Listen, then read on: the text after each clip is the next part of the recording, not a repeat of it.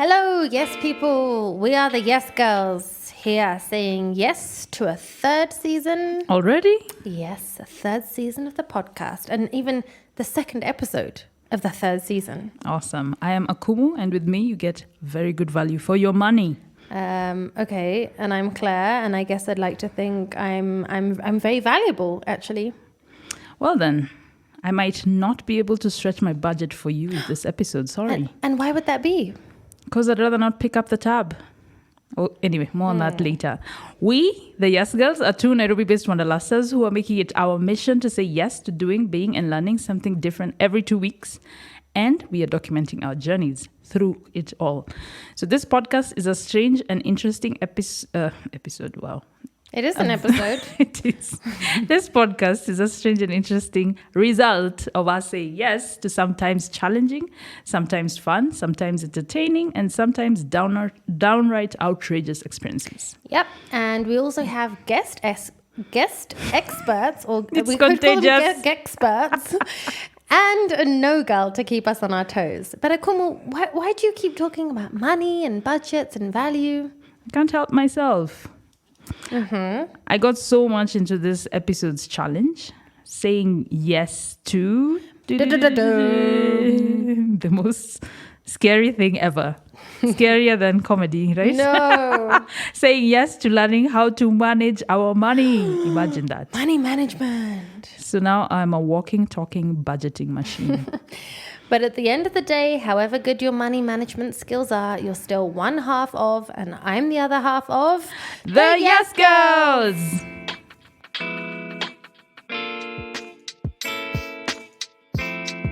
Before we get into this episode, just one quick thing. Of course, before you get your money's worth of an episode again. This is season 3, and so far we've gotten some amazing feedback from you about not all, but some of our previous episodes in both season 1 and 2. I'll read just one of them. This one is from Rafael Onyango. He sent it through Instagram, and he said, I thought it was a female content-oriented podcast, like many out there, because of the title. And boy, was I wrong. The chemistry between... was I wrong. True. The chemistry between Claire and Akumu is amazing. And the topics are always refreshing. Yeah, we could play a movie and act like a couple, clearly, because we have amazing chemistry. So he also says the most fantastic thing about the podcast is in trying to educate us, you do not just rely on your personal experience. You guys bring experts on the show. And to me, that legitimizes your content. Well, just keep going. Wow. Thank you, Raphael. Thank you you. so much. We truly appreciate you. Remember, you can do like Raphael and send us a message, either a voice message directly on our podcast page on Anchor. That's Anchor, anchor.fm/YesGirlsPodcast. Or on Instagram by sliding... I love it. or dropping into our DMs, or a comment on our Instagram at Yes Girls Podcast. We've also had a lot of requests for Yes Girls merch. The swag. So if you're interested in hoodies or t-shirts, drop us a message and we will listen to you like you listen to us. Thank you for that, Claire. Public service announcement. Now, how about we get on with this episode, because time is money. It certainly is. Our expert for today couldn't be more ideal. Lydia Andrews is a wealth advisor with Hoban Assets and wealth coach and founder of Love Yourself Financially. She's based in Abu Dhabi, but is originally from Canada and also has roots in Ghana. She can't be in the studio with us today for obvious reasons. Our studio is in Nairobi. But as a YouTuber and content creator herself, she's a dab hand at recording some pretty awesome audio clips. So we'll be hearing from her nonetheless. For this season, if you remember, or maybe if you don't know, we will both be saying yes to the same challenge. And we might actually take slightly different approaches to whatever challenge it is so that we can make it meaningful for each of us. And the No Girl will, of course, also feature Freya, aka the No Girl, is on hand to be the voice of reason through this season. Oh, that rhymed. If it rhymes, it can't be so bad, right? Nice. Love it. We'll see. Okay, so the challenge this episode is money management. This is all about making the most of the money that you make or figuring out how to make more money or make your money work for you and essentially be less stressed, be more comfortable and more stable in your financial situation, whatever your means, right? So what Lydia did is she set us a 10-day challenge with, a tailored group of questions and exercises for each of us based on our pre-challenge discussion around our own very personal key, money, financial behaviors, money, minds, money mindsets, all those things. And, so we it's something that we had to do on a day-to-day basis, either answer a question or do an exercise. And I'm sure we know we could definitely do something better. And this was an opportunity for us to look deep into ourselves with regards to money and figure out what we wanted to improve. And there was certainly a lot of room for improvement for some of us. And we thought this was a really important challenge to feature in the podcast, as money can be such a delicate topic that we're often reluctant to ask for help on when it comes to really addressing the root causes of our issues. I mean, we're happy in general. Many people are happy to ask for loans, ask friends for loans, but not actually going and figuring out why we keep needing them. We all want more money, but do we really know that the money we do have is being used in the smartest way possible? Good one. So let's hear from let's hear about the aim of the challenge from Lydia herself. Hi, ladies. It's Lydia here from Love Yourself Financially. I'm a wealth advisor and coach, and I help busy professional women build wealth with ease. The biggest hurdle I've seen women face when it comes to building wealth and managing their finances is with regards to their money mindset. Their money mindset will hold them back from being able to understand what challenges they're facing with their finances, to break bad patterns, and to be able to build wealth and invest to meet their financial goals. Having had an initial conversation with Claire and Akumu, I noticed that both of them have completely different mindsets and habits when it comes to money. For that reason, I created this 10-day challenge to address each of their money mindsets uniquely. This challenge will push them out of their comfort zone and also push them to reflect on their past, their present, and their future, especially when we look at their finances. I look forward to hearing how this challenge will push you and change you and set you to start 2022 in a fabulous money mindset way. So we're ready to get stuck in. Oh, but first, I'm sure our no girl has something to say about the topic. Definitely. I always thought tracking your spending was such a joy killer, but I've recently become interested in personal finance thanks to the Wealth Tribe and Quit Like a Millionaire. And I realized the reason you should track your spending is not to restrict yourself, but to make sure you're spending your money on things that are important and valuable to you. And you also get to understand the reasons why you spend the way you spend, which can be quite scary, of course. She really is perfect for this. Yes, she is. So Claire, why don't you kick us off and tell us how this challenge went for you? I bet you killed it on this one. You're right on the money on that one.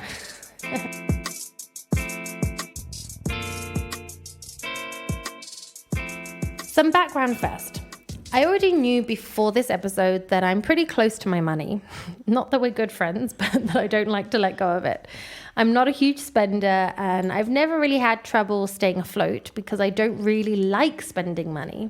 Even when I was a little Claire, if I found a coin in the street, and I would actually check all like the phone boxes on my way home, right, in my neighborhood for loose coins whenever I walked past them. That was growing up in London. So when I found a coin, I would declare proudly as little Claire that I would save it for university. I don't think I even knew what university was, but I knew it was something expensive that I needed to save up for. Money management is in the genes. Yes. So since then, I've always been saving up for whatever society thinks I should be saving up for, right? Traveling when I was younger, then a car, then a house, and retirement, right? So yes, I have a pension plan recently, and I have a savings account, and I do certain things pretty well. But maybe I actually do too much of that. This realization came to me when Lydia set me the challenge of reviewing my expenses. My challenge for today is to look through my September to November expenses. Now, one thing you should know about me is I keep meticulous track of everything that I spend and everything that comes in. So you think if I buy you tea for 20 shillings, or like I buy you a coffee, you think, oh, I'll forget about it. No, I write it down. Yeah, I know. Not proud of it, but I've been doing it for years now and it's a bit of an obsession. So I'm just reviewing and gosh, I do spend a lot, but it's just so sporadic. Like, even when I donate to like charities or support things, it's just when it comes up, it's not organized. And oh my gosh, I spend a lot of money on petrol when I have a car.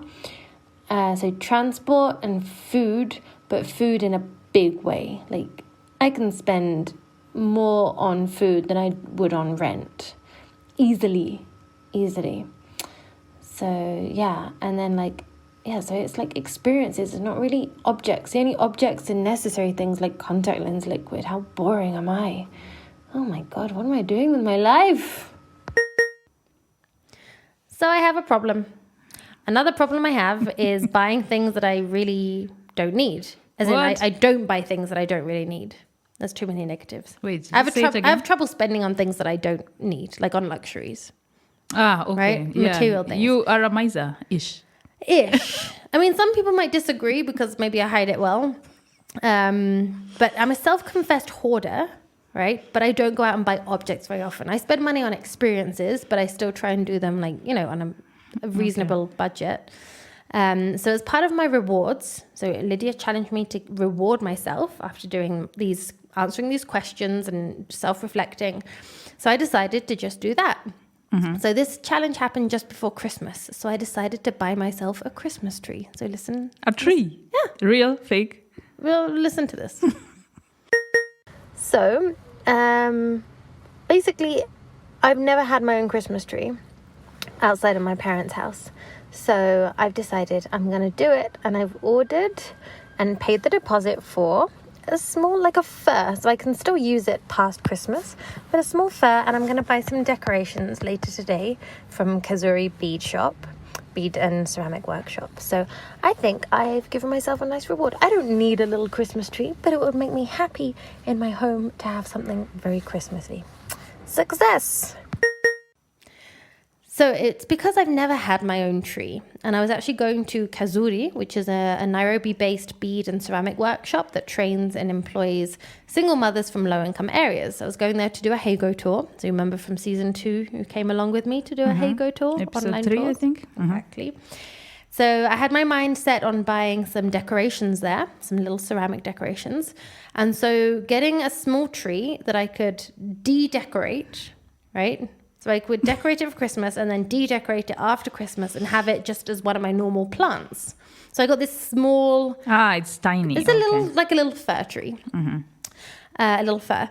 So when I mentioned this to my mum on the phone, she immediately said, "Oh, Princess, I'll buy that for you. I'll pay for it."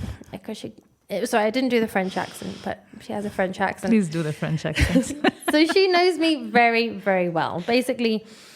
And she also seeks ways to show her love and support from afar, right? We live on different continents. And on this occasion, buying me a Christmas tree was her way of doing it. And she also knows my lack of track record in buying things like this that aren't necessary or edible. Because as we heard before, I spend money on like necessary basics or like food or like contact lens liquid.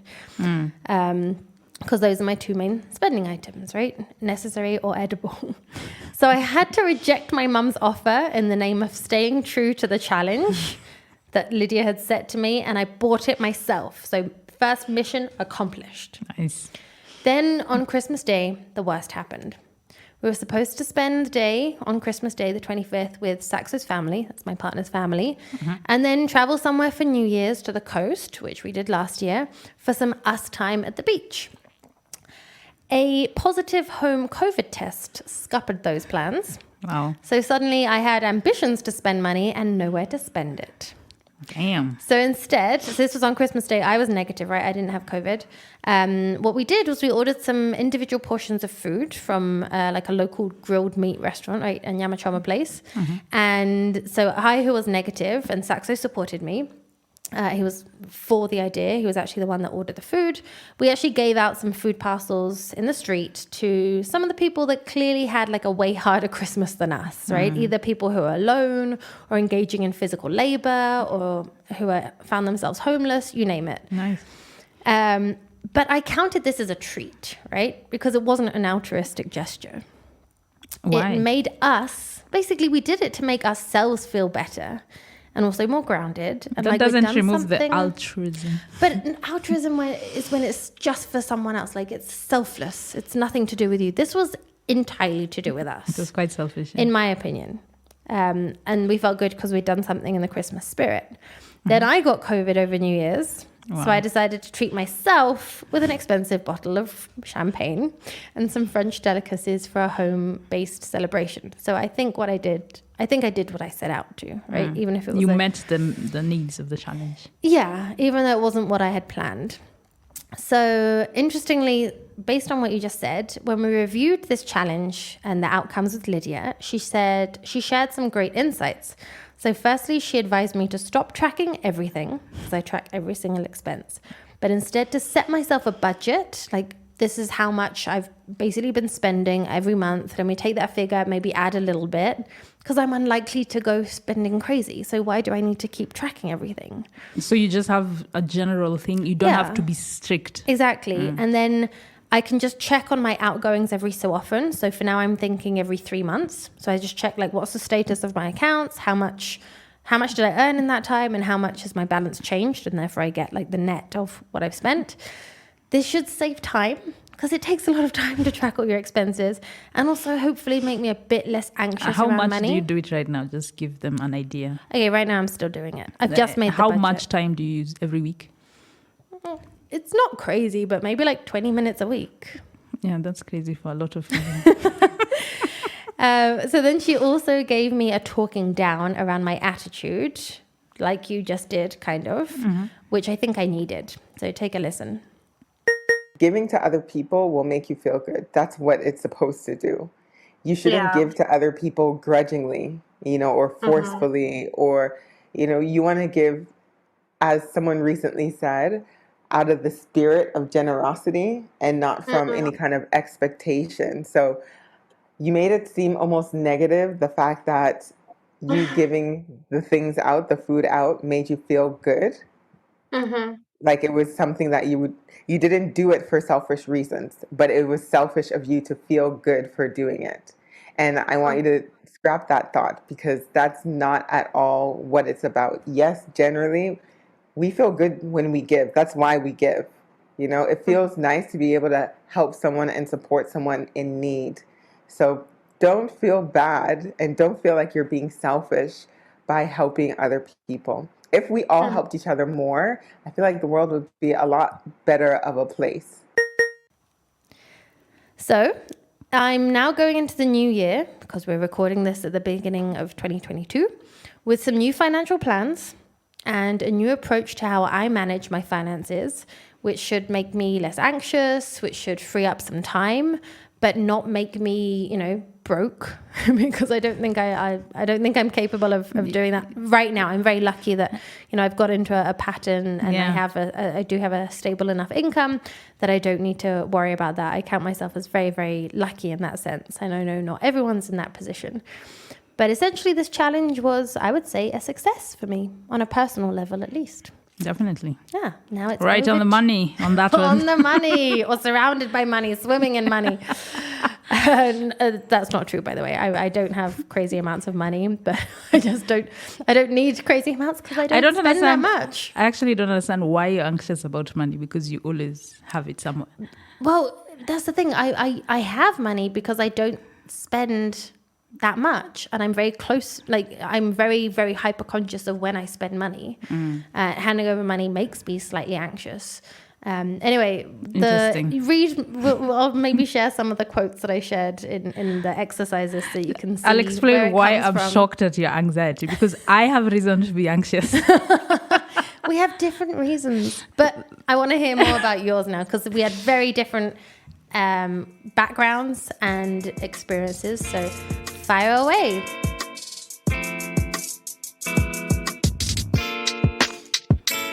Okay, so I'll just start by saying I'm one of those people who kind of gets uncomfy talking about money, because it actually, I have reason to be anxious about it. Like real reasons. I'm not sure if it's because I have a weird relationship with it or I'm just scared of it.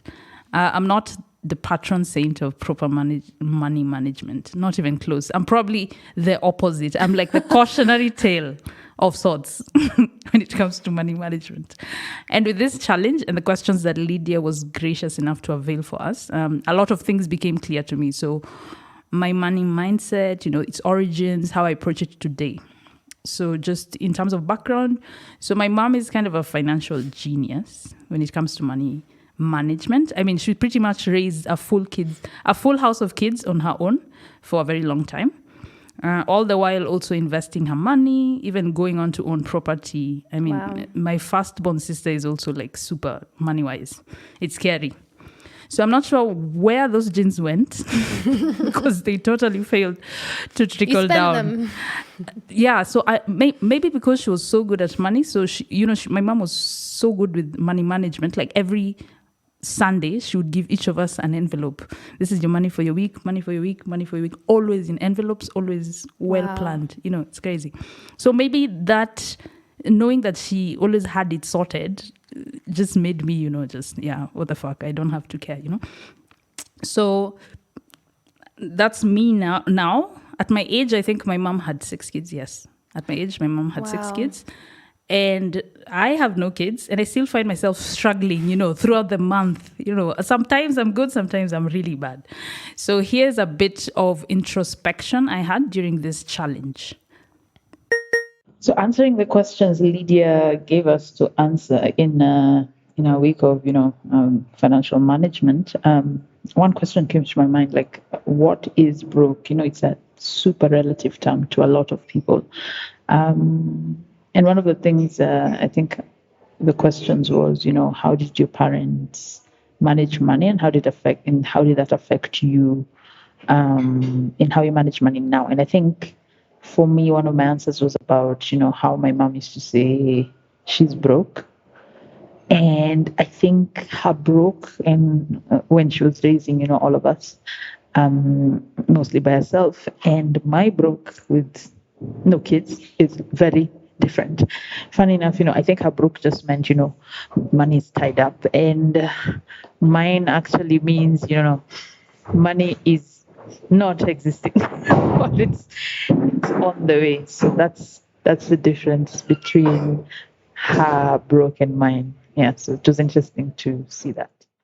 So in writing answers to Lydia's questions during the challenge, I found out first that I hate being broke, but somehow I'm also allergic to having too much disposable money with me. So it's like a weird concoction in one person, like I'm a walking contradiction. So I always have this urge to spend. And sometimes even when I don't need to, sometimes I literally create a reason to spend money out of thin air. That makes me like totally opposite of what Claire is. Yeah. So sometimes my anxiety is I have money, I have to use it. It's ridiculous. And it's partly due to maybe how my brain is wired, maybe my past, and also how I regard money making, which is a very unique thing that adds on to the whole thing. You see, freedom is my top priority, value anytime. So I would rather choose freedom and be broke over being rich and in shackles. And I carry this mentality when it comes to money. So for me, money can always be made, but time and experiences can't always, come knocking on your door. Mm-hmm. So of course, my 20s and 30s didn't include paying for diapers or school fees. Thank God for that, unlike my mother.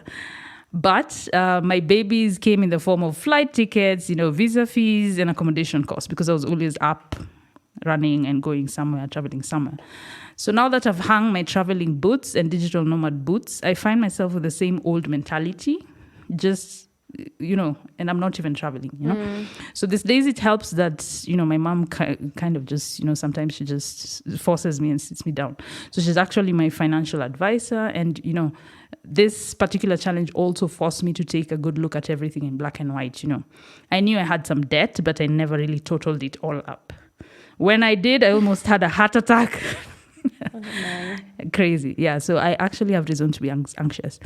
So, but still, I feel like money can always be made. So I can always get better.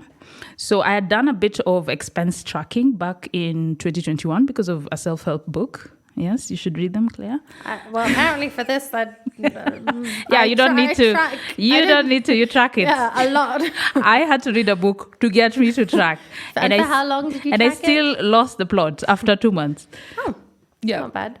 2 months is not bad. And it was an app on the phone. I tried to find something that's super easy. Excel sheet would need me to open a laptop, blah, blah, blah.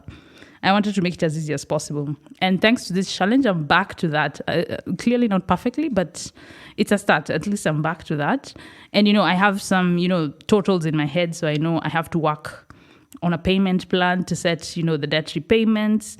I have to, work on a plan for new investments.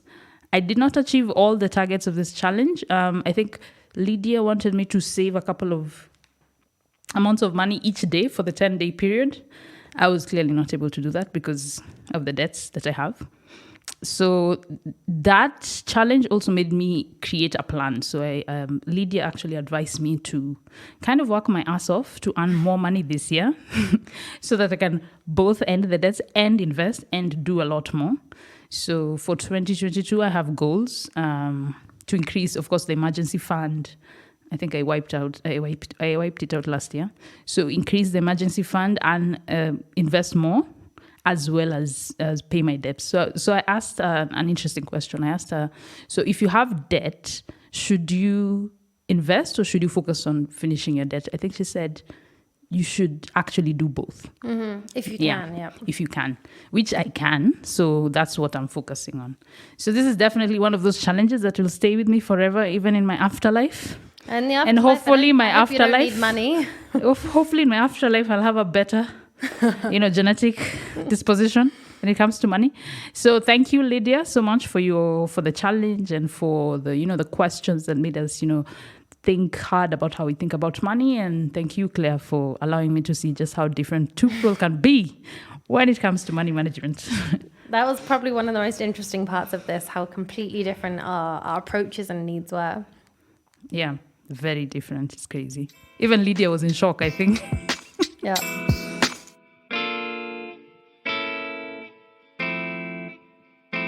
So now we want to hear how Lydia rated us in this challenge. So we had a chat with her about how things went, and we also used a spreadsheet to track our daily progress, our goals, and our self-reflections over the 10 days in quite a structured way. So these ratings were really based on how we lived up to the proper challenges that she set us on a daily basis. So my questions were things like, what behaviors from how you were raised do you want to keep and which do you want to let go of? And Akumu had questions like, how will you hold yourself to account on your 2022 financial goals, etc. So let's see what Lydia had to say after all of this. I'll start with Akumu. I'll give her an 8 out of 10 because it was a lot of reflection work. And I think that from the reflection work, she's going to be making a lot of changes for this year. And Claire, I'll give a 9 because not only did you do the reflection, you were able to actually start doing some of the work already. So 8 for Akumu and Claire, 9 for you. I mean, this is absolutely one of those things where, like, it's not about that week, right? That week was, like you say, mostly about reflecting and kind of setting us on a path. But I think like this will actually really long-term help us to stick to that. And, I think one of the challenges might be accountability, either having someone to help hold us accountable or, sticking to it, really.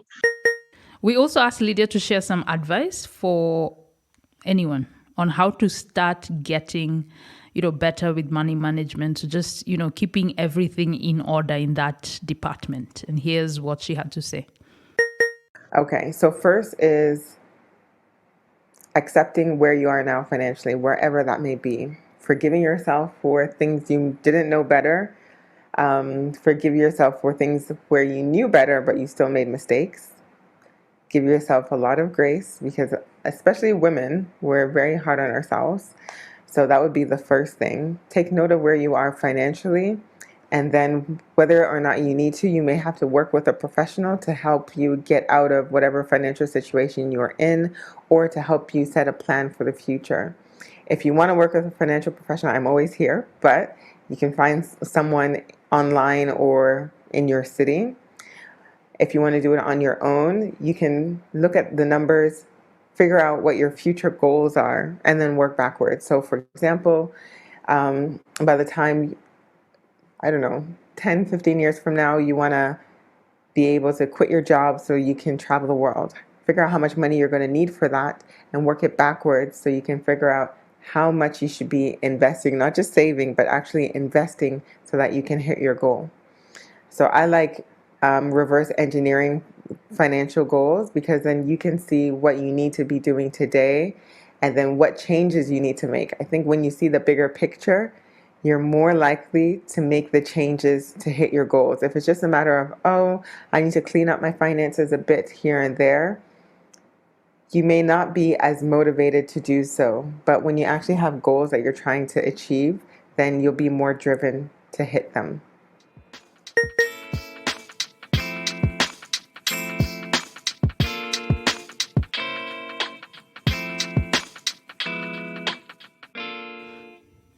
If you want to talk to Lydia about your own financial management issues, you can find her through Hoban Assets and the My LYF plan.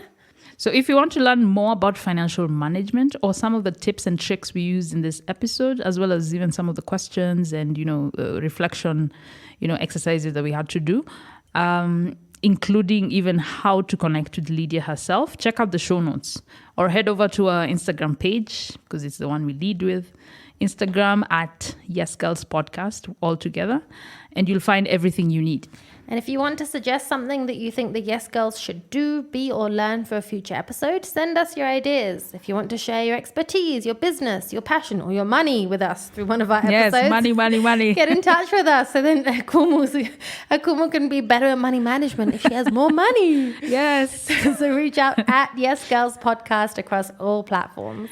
We'll also share our behind-the-scenes photos and videos of our various experiences so that you can get to see a little of what we put ourselves through, all in the name of doing, being, and learning for your entertainment. And education.